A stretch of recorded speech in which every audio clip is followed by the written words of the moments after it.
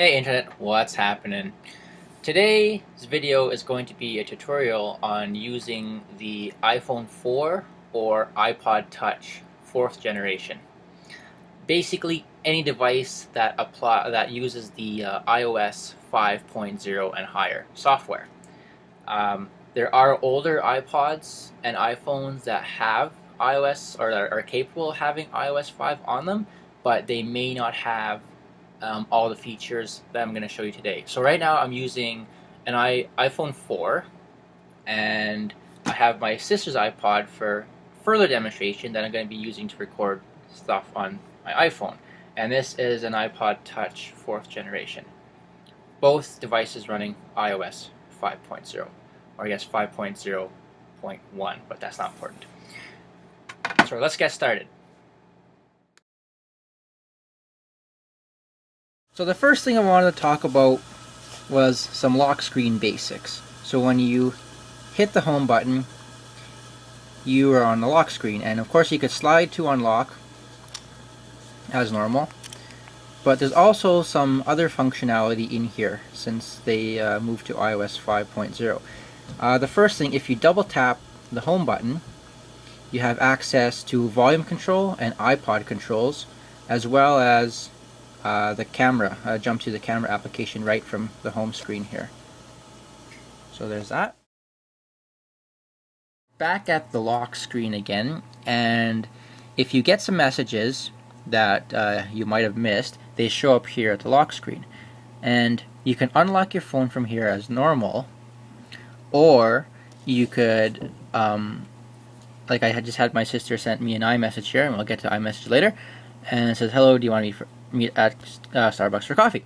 And you could take your finger here and slide this instead of sliding the unlock bar to reply directly to that message. Next, we're going to be dealing with home screen functions. So this is the home screen. You could slide over to the left to access the spotlight search and use this to search for anything on your phone. And here you have all your app pages. I don't have very many apps on my phone. So if you hold down the home button for 3 seconds, it will bring up voice control, which you can speak commands. I don't have cell phone service here, so nothing's going to happen. Voice dialing is unavailable when in airplane mode. Exactly. So there's that. You can also double tap the home button to access the app switcher or multitasking pane at the bottom. A lot of people with brand new iPhones and iPods often forget that, and they are having a hard time to figure out why their device is running slow. So if I have a few applications open here, I'll have the Safari, Engadget, which is a really good source for news, and I'll have the Apple App Store open here. So these are all apps I'm running.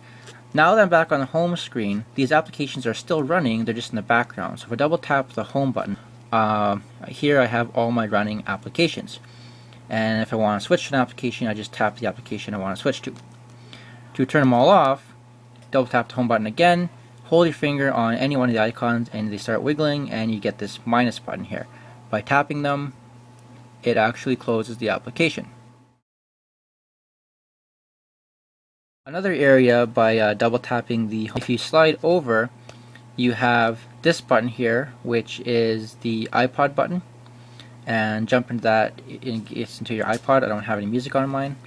That will basically open up the last application used to play music. And you also have your iPod controls here, and this button here is an orientation lock. If you go to, let's see, Safari, and right now your iPod or iPhone is in portrait mode, if you switch the phone, the screen switches to landscape. Now if you were to double tap and turn on the orientation lock, it will no longer switch to landscape.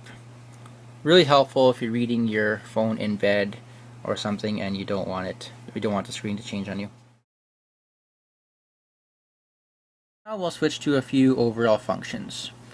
At anywhere, no matter what application you have to be on, if you put your finger at the top of the screen and move your finger down, you will come into the notifications area, and here you can display local weather information, stocks, anything you have running up here, and any missed messages, phone calls, and stuff will appear here. And from here you can jump into the application that sent it and answer your messages from there.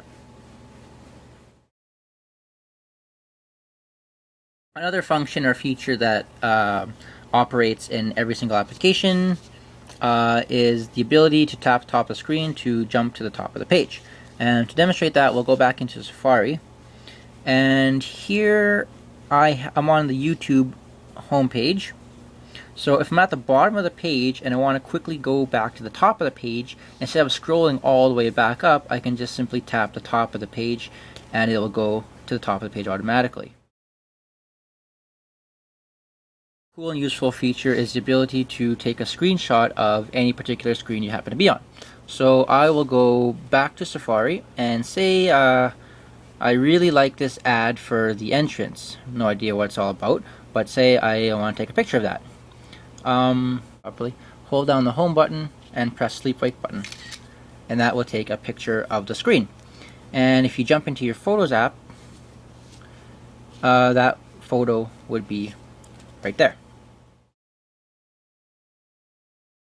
What I want to cover is some features in the contacts.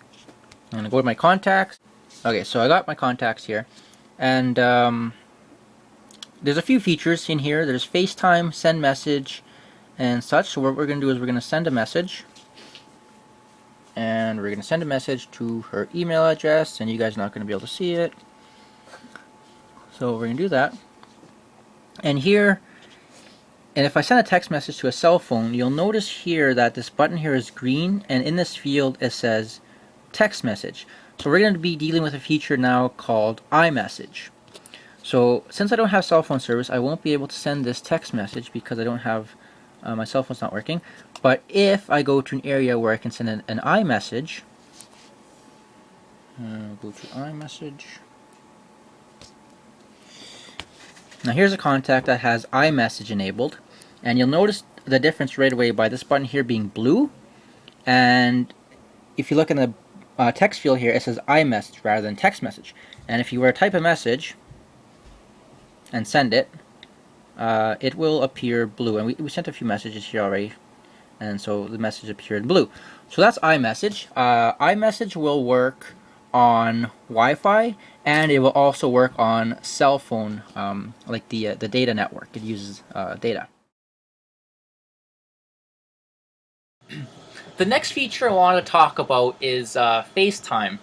And FaceTime is available for all of the iOS devices, except of course for Apple TV.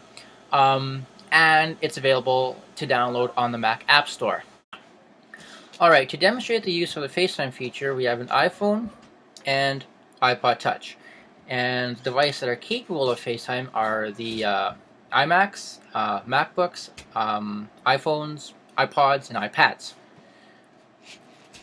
Okay, so I'm going to call myself on the iPod, and you could call yourself from one device to another only on Wi-Fi. It doesn't work on the cellular data network, only on Wi-Fi for now. Okay, so let's do this. Call myself on here. I'm going to select FaceTime from my contact here, and it will ring on this phone. And of course I can answer. And here we have a FaceTime conversation. I don't want to talk to myself, so I'm going to hang up. Okay, anyway, so that's that. Alright, so just a few more things that I wanted to go over, and this is application-specific functions and features. So we're going to jump into the camera application. And of course, you know, everybody's favorite camera. You could take pictures and such. And with the iPhone 4 and the newest generation iPads at the time this video is being made, it does have two cameras. So it has the back camera, which is a higher resolution camera with flash and autofocus, and it has the front FaceTime camera, which is just a 640 by 480 camera, I think VGA quality camera. So we could switch between the two cameras with this button here. So There's a video of myself recording myself, and then of course switching back to the other camera. And a few functions, features that you can find in here is autofocus. So if I have this camera, and you can see the square here lighting up, so if you tap somewhere, it will focus on that area. So that's the autofocusing lens there. Another feature is if you hold your finger in a certain spot, you will turn autofocus lock on, and you'll notice it says, you know, AE/AF lock for autofocus, and the camera will stay in that position. To get out of that, you just simply double tap, and it will go back. The next application-specific feature we're going to be looking at is the Photos application. And here I have a photo of a picture that we did, or a puzzle we did a few days ago. So if I tap, I can display the information bar. If I double tap, I could zoom. You could also double tap to zoom out, and you can two-finger pinch and to zoom in at a specific area. Double tap to get back to focus. And with this, with iOS 5, they've included a few new features. So if you click here, play button does a slideshow if you're into that. This middle menu here, you could email a photo, send it as a message. It's a multimedia message, so it'll use data, or if it uses cell phone data or something, it'll use, that's a multimedia message there. You can assign the picture to a contact, use it as a wallpaper, and my all-time favorite feature is tweeting. You could actually use a built-in Twitter and tweet this photo, and it will get posted to your Twitter account, which is cool. The last thing I wanted to show you guys is keyboard stuff, or keyboard features. So let's go into, we're going to go into a text message field here. I'll use my sister's again. Okay, so here's the text message field, and here's the default standard layout keyboard thing. And if you look under these keys, if you hold a few of them down, like for instance the E key, if you hold it down, you have access to all these accented characters. So that's cool. You can use those printable characters. If you hold down this question mark key, you can find an upside down question mark. I don't know how it's useful, but it's there. And other things you can do, if you write a sentence and you want a period, and instead of going into the period and pressing period, you could double tap space, and it will add a period and a space for you, so you can start the next sentence there. Another cool thing you can do is if you want to write in all caps, instead of holding down the keys and constantly pressing caps lock key, you can double tap the shift key, and it will write in all capital letters for you.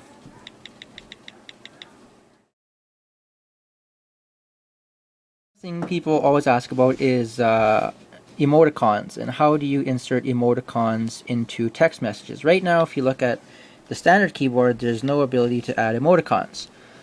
With iOS 5 and earlier versions of the operating system, it was a little bit difficult to get them on there. You had to download a third-party app. But now, if you go to settings, and we'll just go to, if you go settings, general, keyboard,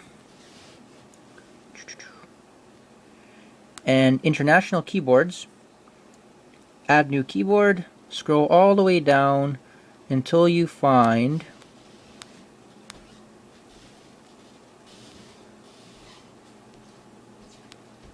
emoji, and enable emoji. Now if you go back to your text messaging application, you'll notice a world symbol here, and if you click that, you have access to all these emoticons.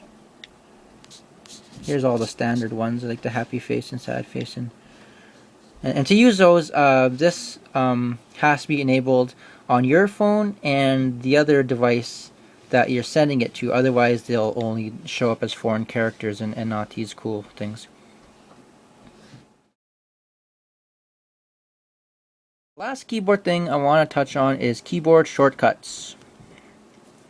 So if you go into settings, you could define your shortcuts. So you go into settings and back into general, back into keyboard, and back into shortcuts here. You can add new shortcut, and you type a phrase in a shortcut. So if you wanted to type laugh out loud and you didn't want to write the whole thing, and the shortcut obviously is LOL, you could save that.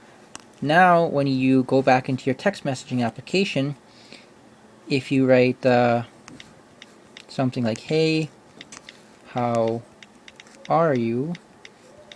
And if you put LOL in here, it'll automatically expand to laugh out loud. And you can do that for any, define any shortcut you want.